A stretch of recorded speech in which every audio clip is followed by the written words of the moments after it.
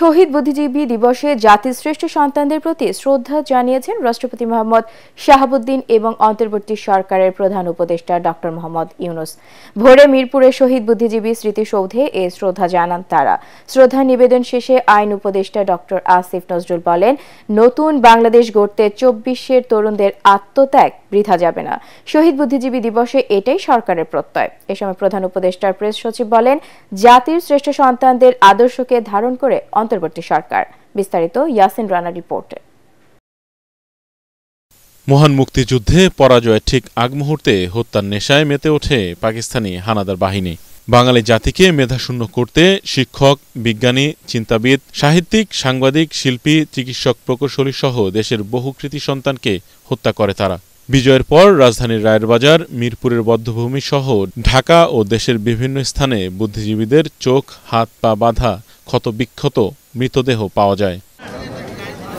দিবসটি উপলক্ষে জাতির সূর্য সন্তান শহীদ বুদ্ধিজীবীদের স্মরণ করে পুরো জাতি।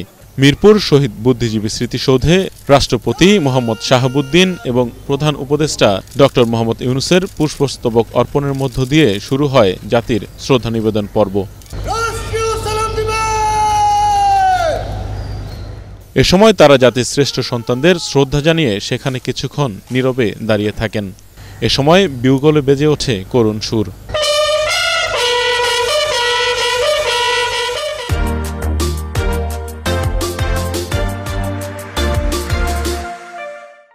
শহীদদের প্রতি শ্রদ্ধা জানিয়ে গার্ড অফ অনার দেয় ৩ বাহিনীর চৌকস দল। শ্রদ্ধা নিবেদন শেষে প্রেস সচিব শফিকুল আলম বলেন, শহীদ বুদ্ধিজীবীদের আদর্শ আত্মত্যাগ ধারণ করে অন্তর্বর্তী সরকার। যেই নতুন বাংলাদেশ গড়ার প্রত্যয়ে প্রফেসর ইউনূস এগিয়ে যাচ্ছেন, এটা সেই শহীদ বুদ্ধিজীবীদের যে ড্রিম ছিল তারই একটা কন্টিনিউয়েশন। তারা যেই জন্য ফাইট করেছিলেন, যেই জন্য তারা দেশকে এগিয়ে নিয়ে গিয়েছিলেন, ঠিক সেই এগিয়ে নেওয়ার প্রত্যয়েই আমরা এগোচ্ছি। এবং আপনারা দেখেছেন যে প্রফেসর ইউনূস বা ওনার টিম, আমরা পুরো শহীদ বুদ্ধিজীবীদের যে আইডিয়ালস, তাদের যে লড়াই, সেটাকে আমরা ধারণ করি। ঠিক 71-এ যেভাবে ঠক করে ওনাদেরকে ধরে নিয়ে গিয়েছিল পাক হানাদার বাহিনী এবং তাদের দোসররা, আপনি একই পুনরাবৃত্তি কিন্তু আমরা জুলাই দেখেছি। আপনি দেখেছেন যে আমাদের যে 6 জন টপ স্টুডেন্ট লিডার, তাদেরকে কিভাবে ধরে নিয়ে গিয়েছিল। আপনারা দেখেছেন তাদেরকে অনেক ছেলে, যে শহীদ বুদ্ধিজীবীরা যেভাবে তাদের উত্তরসূরিদের জন্য যে লেখাগুলো লিখে গিয়েছেন, আপনি দেখবেন যে ছোট বাচ্চা আহনাফ বা ওরাও তার মার কাছে চিঠি লিখছে যে তারা ফাইট করতে যাচ্ছে।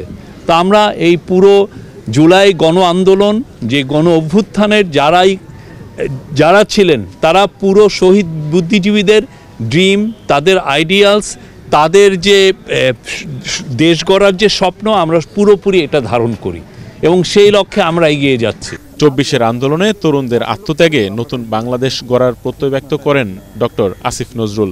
৭১-এ মুক্তিযুদ্ধ, আমাদের শহীদ বুদ্ধিজীবীরা আছেন, মুক্তিযোদ্ধারা আছেন, ওনারা যে স্বপ্ন, যে প্রত্যয় এবং যে ভালোবাসা, দেশের প্রতি ভালোবাসা নিয়ে যে সংগ্রামে ঝাঁপিয়ে পড়েছিলেন, সেটারই কন্টিনিউয়েশন ছিল আমাদের জুলাই গণ অভ্যুত্থান।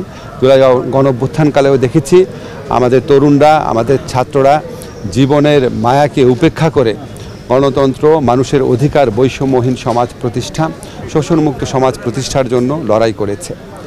আজকে এই শহীদ বুদ্ধিজীবী দিবসে এসে তাদের সেই লড়াইয়ের কথাও মনে পড়ছে।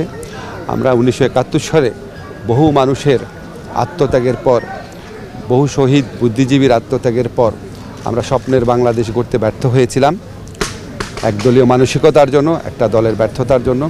আজকে কোনোভাবেই যেন সেই ব্যর্থতার পুনরাবৃত্তি না হয়। আমাদের তরুণদের আত্মত্যাগের বিনিময়ে রাষ্ট্র গড়ার যে দ্বিতীয় সুযোগ আমরা পেয়েছি, সেই সুযোগ যেন আমরা কোনোভাবেই নস্যাৎ না করি, সেই সুযোগ যেন আমরা কোনোভাবেই নষ্ট না করি, সেটাই যেন আমাদের প্রত্যয় হয় শহীদ বুদ্ধিজীবী দিবসে। এটাই আমার কাছে মনে হচ্ছে। প্রধান উপদেষ্টা বুদ্ধিজীবী স্মৃতিসৌধ এলাকা ত্যাগ করার পর সর্বসাধারণের শ্রদ্ধা নিবেদনের জন্য উন্মুক্ত করে দেওয়া হয়। বিভিন্ন রাজনৈতিক, সাংস্কৃতিক সংগঠন, স্কুল, কলেজ, বিশ্ববিদ্যালয়, সরকারি দফতরগুলো সহ সাধারণ মানুষ শ্রদ্ধা নিবেদন করেন। এই স্বাধীনতার সেই মূল মন্ত্রগুলোকে আবার ফিরিয়ে আনতে হবে। বৈষম্যহীন বাংলাদেশ আমরা দেখতে চাই এবং সমাজের সর্বক্ষেত্রে, শিক্ষাক্ষেত্রে হোক, স্বাস্থ্যক্ষেত্রে হোক, যে কোনো ক্ষেত্রে হোক আমরা একটা বৈষম্যবিহীন বাংলাদেশ আমরা দেখতে চাই। আমরা চাই আমাদের দেশটা আরও উন্নত হোক, আরও সমৃদ্ধ হোক।